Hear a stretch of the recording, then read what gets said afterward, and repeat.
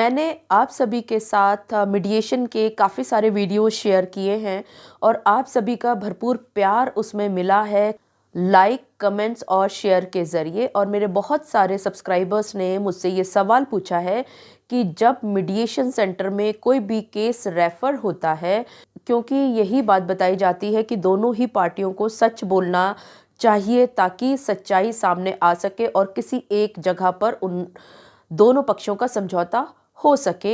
ऐसी स्थिति में अगर दूसरा पक्ष रिकॉर्डिंग लगा ले तो क्या उस ऑडियो या वीडियो को वो कोर्ट में सबूत की तरह पेश कर सकता है, और अगर वो पेश कर सकता है तो ऐसी स्थिति में क्या होगा। ये बहुत ही अच्छा सवाल पूछा है और आज का जो वीडियो है मैं उन सभी सब्सक्राइबर्स को और व्यूअर्स को समर्पित करने जा रही हूँ जिन्होंने मुझसे ये सवाल बार बार पूछा है। मैं एडवोकेट मोहिनी मोना आप सभी का पुनः स्वागत करती हूं और आप सभी देख रहे हैं आपका पसंदीदा चैनल मोहिनी मोना एडवोकेट। अगर आपने मेरे चैनल को अभी तक सब्सक्राइब नहीं किया है या आप मेरे चैनल के लिए नए हैं तो इसको जल्दी से जल्दी सब्सक्राइब कर दें ताकि आपको इसी तरह के लीगल इन्फॉर्मेटिव वीडियोस की जानकारी सबसे पहले हो सके। अब देखिए, जैसे मैंने आप सभी को पिछले वीडियो में भी बताया था कि किसी भी संस्था से, चाहे वो विमेंस सेल हो, चाहे वो पुलिस स्टेशन हो, चाहे वो कोई अथॉरिटी हो या कोई भी कोर्ट हो, या आप स्वयं भी मीडिएशन सेंटर को अप्रोच कर सकते हैं और वहाँ पर दोनों पक्षों के बीच समझौता करने की कोशिश करते हैं। अब देखिए, किसी भी स्थिति में सुलह सिर्फ और सिर्फ तभी हो सकती है जबकि दोनों पक्षों का सच सामने आए, क्योंकि ये मजबूरी होती है दोनों ही पक्षों को। मैं इसमें किसी भी पक्ष को गलत नहीं कहूँगी। बहुत सारी ऐसी मजबूरियाँ छिपी हुई होती हैं जिसकी वजह से सारी बातें कोर्ट के अंदर आप लोग नहीं लिख पाते। कोई बात नहीं, आप अपना केस जीतने के लिए कुछ चीज़ों को बताते हैं और कुछ चीज़ों को छुपाते हैं, लेकिन कोई बात नहीं, अगर आपने ऐसा कुछ किया और वकील साहब ने उन सभी तथ्यों को कोर्ट में एक केस के ज़रिए पेश कर दिया। मान लीजिए कि आपका एक केस है, 4 लाख, आपने ए ने बी से 4 लाख रुपया लेना है।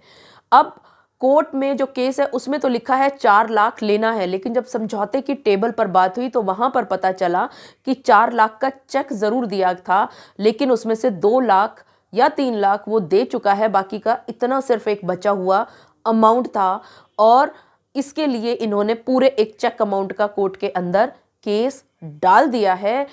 और अगर ये पार्टी ये सोचे कि मेरा अगर समझौता यहाँ पर नहीं हो पाता है और मैं ये सच्चाई या ये रिकॉर्डिंग्स को कोर्ट में सबूत की तरह पेश कर दूं, अब वहाँ तो सारी बातें सच नहीं बोली गई हैं, क्योंकि अगर सारी बातें सच निकल के कोर्ट के अंदर आ गई तो कोर्ट में आप जहां जीत की तरफ जा रहे हैं वो हार की तरफ जा सकते हैं, और अगर हार की तरफ जा रहे हैं तो दूसरी पार्टी जीत की तरफ जा सकती है। लेकिन अगर मीडिएशन सेंटर में आपने दोनों पक्षों ने सच नहीं बोला तो सुलह हो ही नहीं सकती। अब ये तो हो गई बात कि सच्चाई आएगी तो सुलह होगी, लेकिन इस रिकॉर्डिंग के चक्कर में जो कि सब लोगों को वो मन में भय रहता है कि दूसरा पक्ष कहीं ऑडियो या वीडियो ना बना ले जिस समय पर आप कुछ बता रहे हैं, सच्चाई बता रहे हैं, तो उसी रिकॉर्डिंग की डर की वजह से आप सच बोलने से अक्सर कतराते हैं। अब ये भी बात सच है कि अगर सच नहीं बताओगे तो सुलह नहीं होगी, और अगर सच बता दिया तो कहीं रिकॉर्डिंग ना हो जाए। ये आपस में बहुत ज़्यादा फंसी हुई बातें हैं। अक्सर इसमें कन्फ्यूजन्स रहते हैं कि किस तरह से किया जाए। इसीलिए आप सभी के लिए एक प्रोविज़न बनाया गया है कि आप में से कोई भी पक्ष, चाहे आप प्रथम पक्ष हैं और दूसरी पक्ष, दोनों लोग कोई भी जब कोई पार्टी बात कर रही है तो न तो आप उसको रिकॉर्ड कर सकते हो ऑडियो के ज़रिए और न ही आप उसको रिकॉर्ड कर सकते हो वीडियो के ज़रिए। और आप उसको सबूत अगर सोच रहे हो कि मैं इसको सबूत बना करके, अगर आपका केस मीडिएशन सेंटर में सेटल नहीं होता है और आपके मन में कहीं ना कहीं ये उधेड़बुन चल रही है कि ये जो सबूत आप इकट्ठे कर रहे हो कि सच दूसरा पक्ष कोर्ट के अंदर नहीं बता रहा था, लेकिन यहाँ मीडिएटर साहब के सामने उसने सच बता दिया, तो इन चीज़ों को मैं सबूत के तौर पर कोर्ट में पेश कर दूंगा या कर दूंगी, तो आप गलत सोच रहे हैं।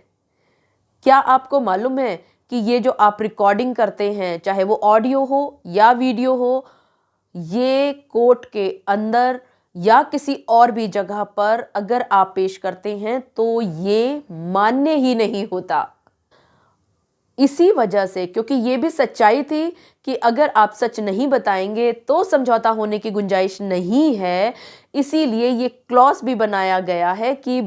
आप सच बोलें, और अगर आप सच बोलेंगे तो दूसरा पक्ष ऑडियो या वीडियो ना बनाए, ये प्रोविज़न भी आपके लिए किया गया है। और अगर आपने ऐसा किया और आप ऐसा करते हुए पकड़े गए तो ये अपने आप में एक दंडनीय अपराध भी होता है। तो एक बात इसके अंदर और छुपी हुई आती है कि अगर आप सच बोल रहे हैं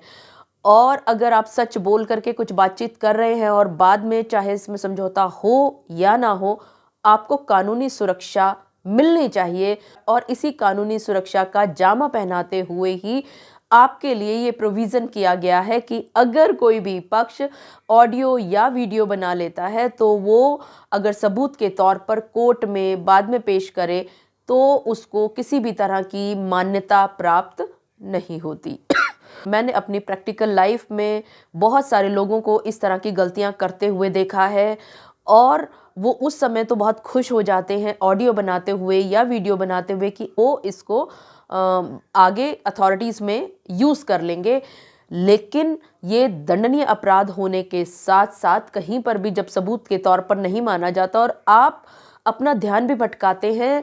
आप जो मीडिएशन प्रोसीडिंग्स हैं उसमें आप खुले मन से बातचीत नहीं कर पाते, जिसकी वजह से आपके बीच में अगर मीडिएशन होने की कोई संभावना भी थी तो वो संभावना भी ना के बराबर हो जाती है।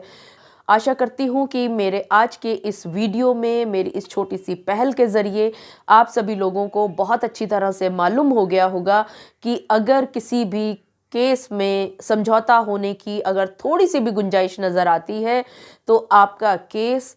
मीडिएशन सेंटर में रेफ़र कर दिया जाता है, और मीडिएशन सेंटर में आपको ये बताया जाता है और आपको ये सहायता दी जाती है कि आप सच बोलें, क्योंकि अगर आप सच नहीं बोलेंगे तो समझौता होने की कोई गुंजाइश ही नहीं होगी। आप सच बोलेंगे तो ही समझौता हो सकता है। लेकिन अगर इस सच बोलने के चक्कर में किसी भी एक पक्ष ने वहाँ पर बैठ कर के ऑडियो बना लिया या वीडियो बना लिया तो ये अपने आप में एक दंडनीय अपराध है। और अगर इस ऑडियो या वीडियो को कोर्ट में सबूत के तौर पर जहां आपका केस चल रहा है वहां पर अगर आपने पेश करने की कोशिश की, आपने ये सोचा कि ये सबूत की तरह पर मैं कोर्ट में बता दूंगा कि केस में तो इन्होंने ये लिखा हुआ है। मान लीजिए कि आपका एक केस है 4 लाख, आपने ए ने बी से 4 लाख रुपया लेना है। अब कोर्ट में जो केस है उसमें तो लिखा है 4 लाख लेना है, लेकिन जब समझौते की टेबल पर बात हुई तो वहां पर पता चला कि 4 लाख का चेक जरूर दिया था, लेकिन उसमें से 2 लाख या 3 लाख वो दे चुका है, बाकी का इतना सिर्फ एक बचा हुआ अमाउंट था। और इसके लिए इन्होंने पूरे एक चेक अमाउंट का कोर्ट के अंदर केस डाल दिया है।